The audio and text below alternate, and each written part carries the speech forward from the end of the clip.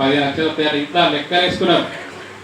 నలుగురు ఉన్నారు అనుకో, 20 పైసలు అయితే ఒక్కరు 10 లక్షలు, నలుగురు ఉంటే 60 లక్షలు. ఇక 60 లక్షలతో ఏం చేయాలని చూస్తా అనుకున్నారు. ఏం చేద్దామని కూడా అనుకునేటోళ్ళు కూడా ఉన్నారు.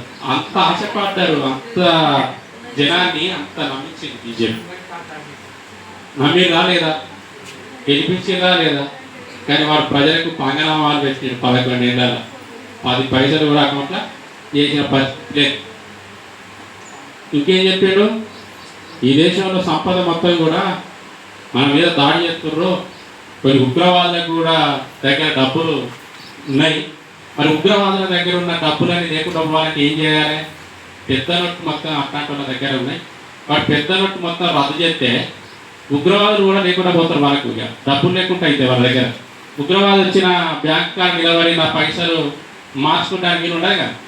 కాబట్టి అని చెప్పేసి ఉగ్రవాదుల పేరు చెప్పి పెద్ద నోట్ల రద్దాలి. పెద్ద నోట్ల రద్దాలంటే బారు వీరు బ్యాంకుల కాడ నిలబడ్డాడు. అంబానీ నిలబడ్డా, ఆదాని నిలబడ్డా బ్యాంక్ కాడికి వచ్చి. ఎవరు నిలబడ్డాడు? మనలాంటి పేద మధ్యతరగతి రైతులే నిలబడ్డాడు. ఎందుకంటే నువ్వు నాటేసుకుంటే కూలోనికి పైసలు ఇవ్వాలంటే బ్యాంకు పోయి డబ్బులు తెచ్చుకోవాలి.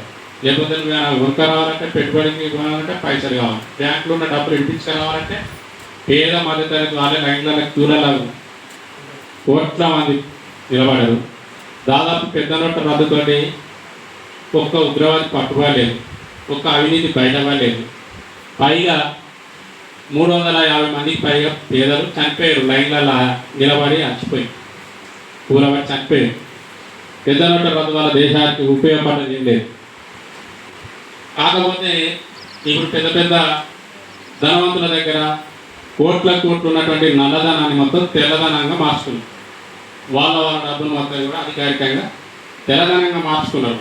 నల్లమని మొత్తం అది వాళ్ళకి ఉపయోగపడదు. కానీ ఈ దేశంలో ఉన్నటువంటి వాళ్ళకి ఎవరికైనా ఉపయోగపడదు.